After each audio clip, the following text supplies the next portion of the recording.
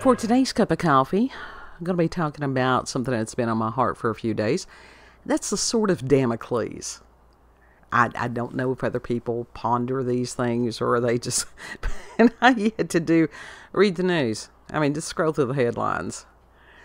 And for those of you who may not be familiar, I'm going to be using an article by Evan Andrews, and that was from August the 10th of 2023. From history.com. I guess that's the same thing as the History Channel. And they have some interesting things on there. The original was from February the 17th of 2016. So I guess he just updated it a little bit.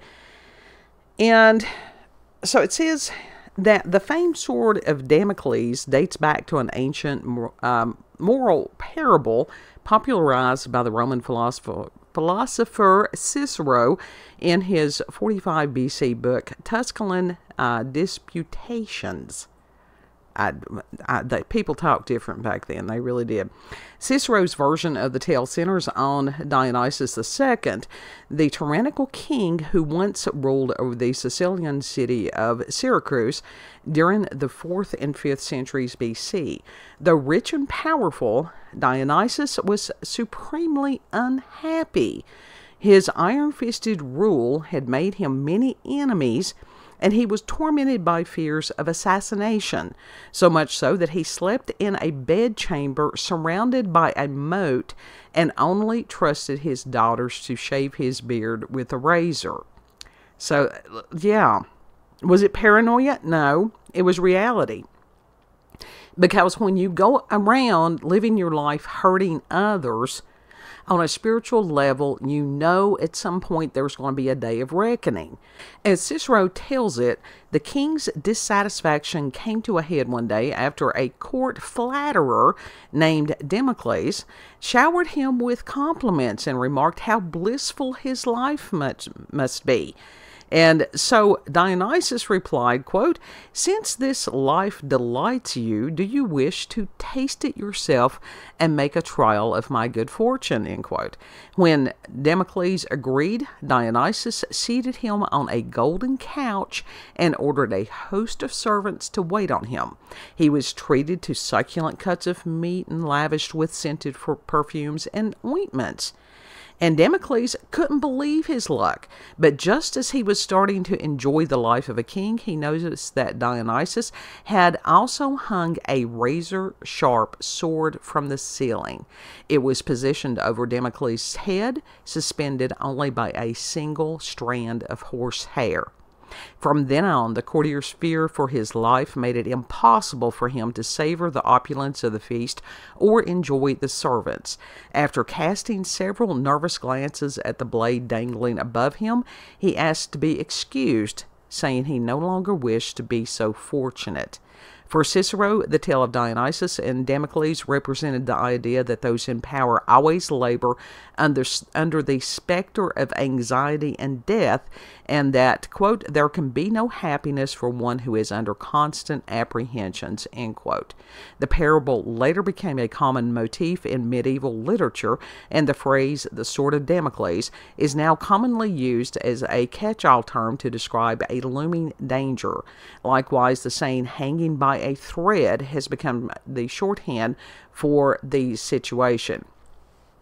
One of the most famous uses of this phrase came in 1961 during the Cold War, when President John F. Kennedy gave a speech before the United Nations in which he said that, quote, "every man, woman, and child lives under a nuclear sword of Damocles, hanging by the slenderest of threads, capable of being cut at any moment by accident or miscalculation or by madness," end quote. World War III may not look like we think is going to look. I think it's been going on for a while. We're just now seeing some of it. I mean, as far as cyber attacks, different things, different food production facilities, all this stuff. The main thing of any war is good versus evil. And we've discussed this at length, that any time that you take away the free will of another human being, that's black magic. And it's all about power and control. And what I don't understand, and maybe they do, some of these people that do give themselves over, because Luciferians are real. They're not these kids going around with, sort of goth-esque with 666 tattooed on them. They're not even usually these people that are trolling Christians by putting satanic Baphomet statues up in city halls and stuff like that. True Luciferians are the ones that you would never suspect. Most of the time, you don't even know that they exist or where they are because they live in the shadows. They have puppets that they trot out there to do their bidding, just as Satan himself, or the forces of darkness, or whatever you want to say, does.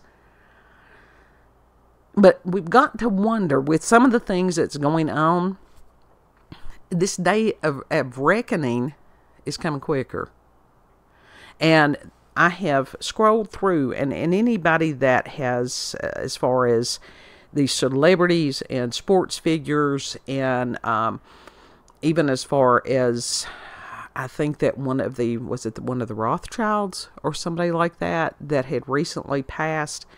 I'm not accusing anyone of anything.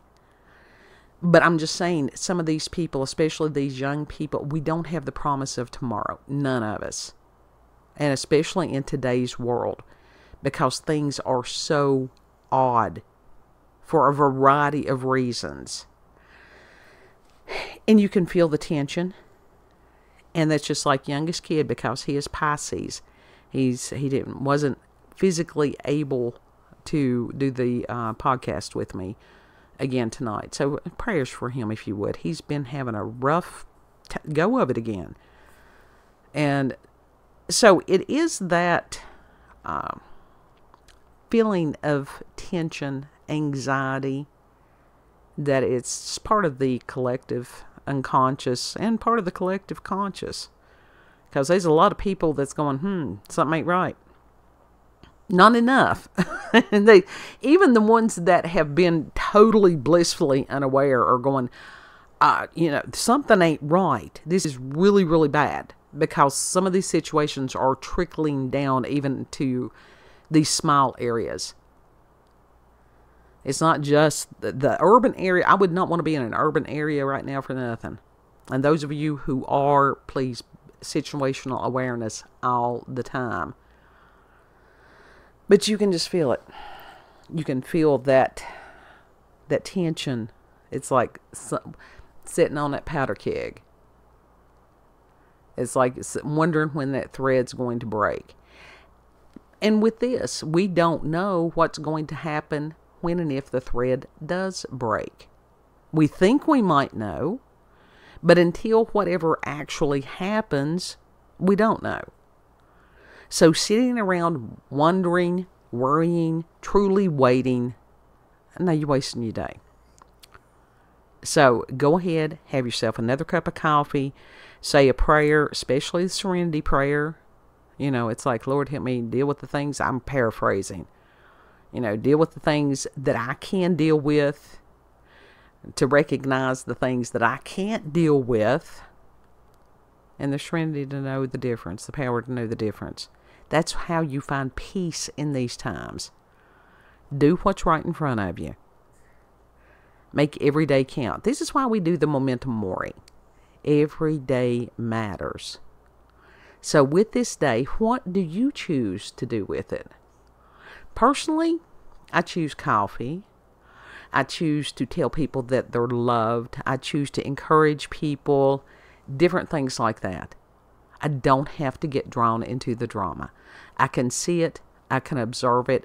I do not have to take it inside of myself, inside of my spirit and my psyche. Because I am not God. I don't want his job. I'm glad that he does what he does. And the ink that I have, Agi quod agius. That's a reminder for me to do what I am doing. So today, what do you choose to do with the gift of life that you've been given? Yeah. And within this spiritual warfare that we're in, and to pray. if somebody comes to heart or to mind, say a prayer for them. And, yeah, that's it. That's spiritual warfare 101 every day. We getting ramped up for the boss battle, folks. That's what concerns me. And to trust nobody's here at this time by accident. We don't necessarily know what we're supposed to be doing, but in that moment, we will know. That much I do know.